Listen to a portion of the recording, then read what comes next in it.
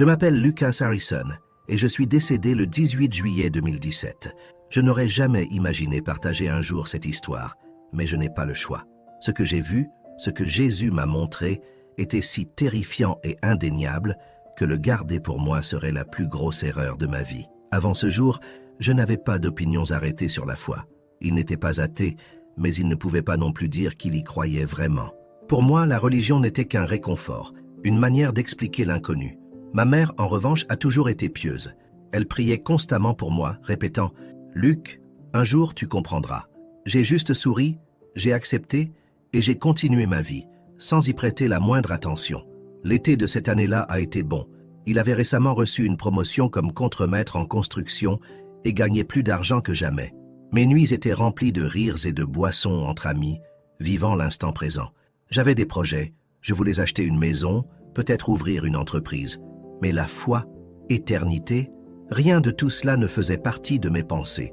J'étais uniquement concentré sur le présent. Cet après-midi-là, je suis rentré chez moi après le travail, épuisé mais satisfait. La chaleur était insupportable. Alors j'ai baissé la fenêtre pour sentir le vent chaud sur mon visage et j'ai allumé la radio. Je ne faisais pas vraiment attention à la route, juste assez pour rentrer à la maison. Je n'ai vu le camion que lorsqu'il était trop tard. En un instant, tout était normal. Le lendemain, j'ai été aveuglé par des phares aveuglants. Le bruit du métal tordu remplit mes oreilles, alors que mon corps était projeté en avant. Et puis, tout s'est écroulé. Obscurité. Mais je ne me suis pas réveillé dans un hôpital. Je n'ai pas ressenti de douleur. Au début, je n'avais même pas réalisé que j'étais mort. Il n'y avait que du vide, profond, infini, sans direction. Je n'ai pas eu peur tout de suite, juste de la confusion. J'ai essayé de bouger, mais je n'avais ni corps, ni poids, ni sens de l'orientation. Ensuite, le silence fut rompu. Des murmures lointains se faisaient entendre, à peine audibles, mais de plus en plus forts de seconde en seconde, si le temps existait là-bas. Il y avait de nombreuses voix qui se chevauchaient, murmurant dans une langue inconnue. Et puis j'ai réalisé, ce n'était pas humain. Quelque chose était là. Quelque chose m'observait.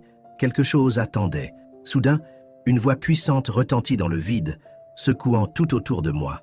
En un instant, les chuchotements cessèrent. L'obscurité s'est retirée, et puis une lumière est apparue, intense et vivante, comme si elle respirait. Ce n'était pas seulement de la lumière, c'était de la puissance, quelque chose que les mots ne pouvaient pas décrire. Et de cette lumière, il a émergé. Dès l'instant où je l'ai vu, je l'ai su. C'était Jésus. Je n'avais jamais vraiment réfléchi à ce à quoi il pouvait ressembler, mais j'ai ensuite compris pourquoi tant de gens s'agenouillaient devant lui. Son regard contenait l'éternité, amour et tristesse, justice et miséricorde. Il n'a pas parlé tout de suite, il m'a juste regardé, et à cet instant, mon âme a tremblé.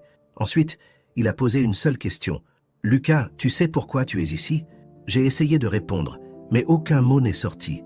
Puis, sans prévenir, tout a changé. Ma vie entière défilait devant mes yeux. Mais ce n'était pas qu'un souvenir. Je revivais chaque instant. J'ai ressenti chaque choix que j'ai fait. Chaque fois, j'ai ignoré la vérité. J'ai gaspillé chaque chance de le connaître. Mais ce n'était pas seulement ça. J'ai ressenti l'impact de ces décisions, la douleur que j'ai causée, les gens que j'ai égarés, les opportunités de choisir Dieu que j'ai laissées de côté sans y réfléchir à deux fois. Les larmes coulaient sur mon visage. J'étais coupable, mais Jésus ne voulait pas me condamner. Il voulait me montrer la vérité, la réalité que j'ai toujours refusé de voir. Puis, tout a encore changé. La lumière autour de nous s'est atténuée, et soudain je n'étais plus devant Jésus.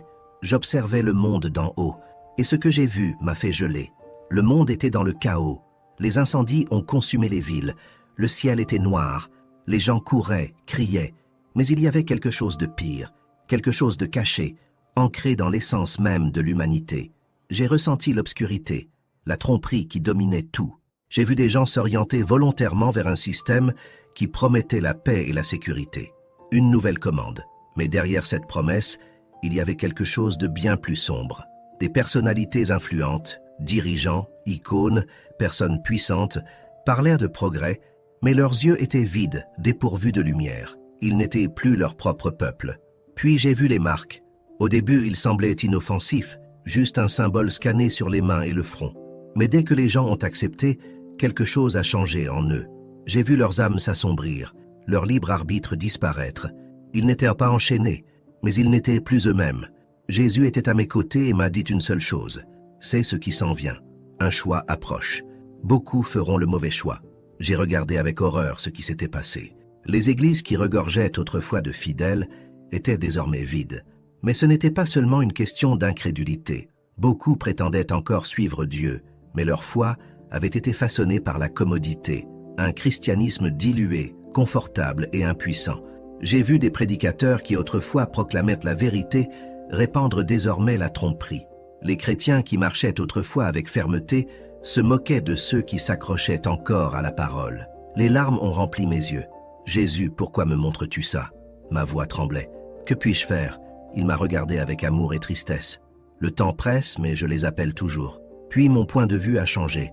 J'ai vu de vrais croyants persécutés, traqués, rejetés, pas seulement pour le monde, mais aussi pour ceux qui les appelaient autrefois frères. L'hostilité à leur égard était implacable. Et pourtant, ils sont restés fidèles.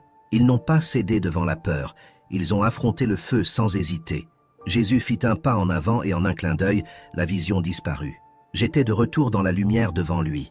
Mon cœur battait à tout rompre dans ma poitrine. J'ai pensé à ma mère et aux prières qu'elle me murmurait nuit après nuit.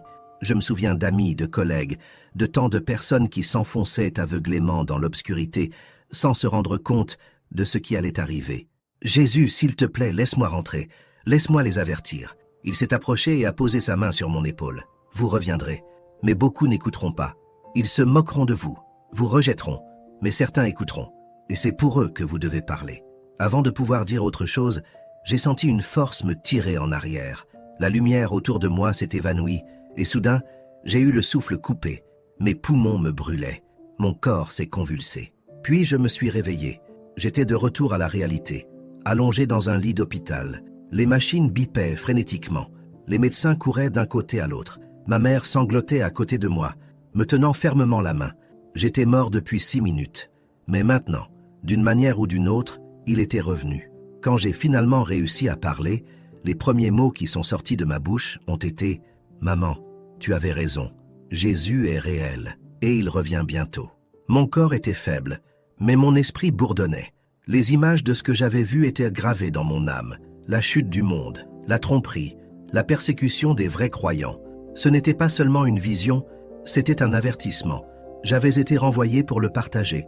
Mais comment pourrais-je expliquer quelque chose comme ça? Qui me croirait? Les médecins étaient perplexes. Cliniquement, je ne devrais pas être là, lucide, mais je l'étais.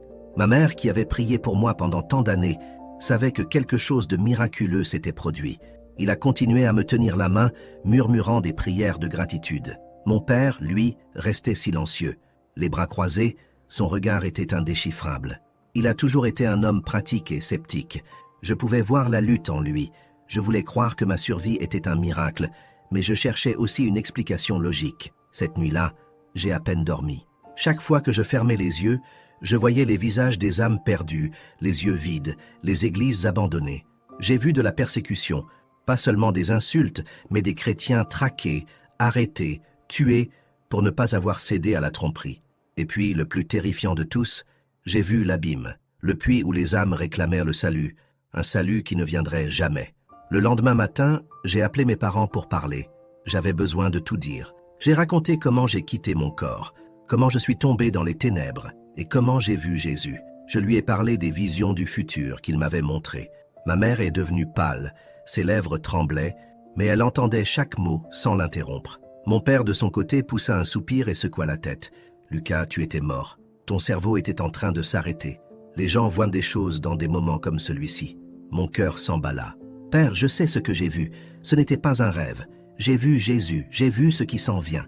Les gens pensent qu'ils ont le temps, mais ce n'est pas le cas. » La porte se ferme. Ma mère s'est essuyé les yeux. « Qu'est-ce que tu veux dire par là ?» J'ai avalé difficilement. « Quelque chose arrive, un choix. Chacun devra décider quel camp prendre, avec lui ou avec le monde. Et surtout, ma voix s'interrompit un instant. La plupart feront de mauvais choix. » Mon père s'est frotté les tempes. « Est-ce que vous vous écoutez? Cela semble fou. » Je l'ai regardé, suppliant de mes yeux. « Papa, j'ai vu l'enfer. J'ai vu des gens que je connais là-bas. Des amis, des collègues, des gens qui pensaient qu'ils étaient bons, des gens qui pensaient avoir plus de temps. Mais ce n'est pas le cas. C'était trop tard. » Le silence remplit la pièce. Ma mère m'a serré la main. « Lucas, murmura-t-il, qu'est-ce que Dieu veut que tu fasses? Cette question a résonné dans mon esprit les jours suivants. Il ne s'agissait pas seulement de dire la vérité à mes parents. Il fallait que je prévienne tout le monde. Mais comment? Par où commencer? Ma première opportunité s'est présentée à l'église. Ma mère a convaincu le pasteur de me laisser partager mon témoignage. En montant à la chaire, j'ai regardé les visages des gens qui me connaissaient depuis que j'étais enfant. Le doute m'a frappé. Me croiraient-ils ou penseraient-ils que j'étais fou? J'ai pris une profonde inspiration. Alors j'ai commencé à parler. Je lui ai parlé de l'accident, des ténèbres et de Jésus. Je lui ai parlé des visions de la fin des temps, de la tromperie qui infiltrait déjà le monde, du choix qui était sur le point de se produire. La vérité était désormais devant eux. Mais écouteraient-ils? La pièce resta silencieuse. L'air semblait épais, porté par une présence invisible. Certains avaient les larmes aux yeux, tandis que d'autres bougeaient inconfortablement sur leur siège, l'incrédulité inscrite sur leur visage. Quand j'ai fini de parler, le pasteur s'est levé, s'est raclé la gorge et a dit d'une voix ferme « Si c'est vrai, alors nous n'avons pas de temps à perdre. » C'est à ce moment-là que j'ai compris quelque chose de crucial. Tout le monde ne me croirait pas, mais certains le font. Certains écouteraient, et pour ces gens-là, je devais continuer. Dans les mois suivants, je me suis consacré à diffuser le message que Jésus m'a confié. J'ai parlé dans des groupes de jeunes, organisé des études bibliques, partagé mon histoire partout où il me le permettait. Certains ont accepté, d'autres se moquèrent. J'ai perdu des amis. Les gens qui me connaissaient toute ma vie ont commencé à m'éviter. Certains pensaient que j'étais devenu fou. D'autres m'ont accusé d'avoir tout inventé pour attirer l'attention. Un soir, j'ai été invité à prendre la parole lors d'un groupe universitaire. Les étudiants m'écoutaient avec respect, mais je voyais le doute dans leurs yeux. Quand j'ai fini, un jeune homme s'est approché. Son expression était illisible. « Je veux te croire, dit-il. Mais si ce que vous dites est vrai, alors presque tout ce que j'ai cru est un mensonge. Et ça est difficile à accepter. » J'ai lentement hoché la tête. Je sais, c'était dur pour moi aussi. Mais demandez-vous, et si ce n'était pas un mensonge? Et si Jésus revenait vraiment? Et si le choix que vous faites aujourd'hui déterminait votre éternité? Il déglutit difficilement et détourna le regard. Je ne sais pas. J'ai fouillé dans ma poche et j'en ai sorti une petite Bible, la plaçant entre ses mains. « Commencez ici, lui ai-je dit. Demandez à Dieu de vous montrer la vérité. » Je n'ai jamais revu ce jeune homme, mais je prie pour lui encore aujourd'hui. Je prie pour que vous ayez fait le bon choix. Au fil du temps, j'ai réalisé que ma mission n'était pas seulement d'avertir les gens, mais aussi de les préparer. Jésus m'a montré qu'un temps d'épreuve approchait. Beaucoup de ceux qui se disaient croyants ne seraient pas prêts, et lorsque la persécution arriverait, ils seraient les premiers à tomber. Ils avaient bâti leur foi sur le confort et non sur la conviction. C'est pourquoi j'ai été renvoyé, pas seulement pour alerter, mais pour réveiller. Leur faire comprendre que la foi est un combat, et ceux qui ne sont pas prêts à résister tomberont. J'ai encore du mal parfois. Je me demande encore pourquoi Dieu m'a choisi. Pourquoi m'avez-vous confié cette mission? Mais chaque fois que le doute me vient à l'esprit, je me souviens. Je me souviens du puits, des voix des âmes perdues, criant sans espoir. Je me souviens des paroles de Jésus. Dites-leur, prévenez-les, parce que bientôt la porte va se fermer. Si vous écoutez ceci en ce moment, j'ai besoin que vous compreniez quelque chose. Ce n'est pas seulement mon histoire. Ceci est votre avertissement. Le temps presse, un choix arrive, et personne ne peut décider à votre place. Jésus appelle, mais il n'attendra pas éternellement. La question est, répondrez-vous avant qu'il ne soit trop tard?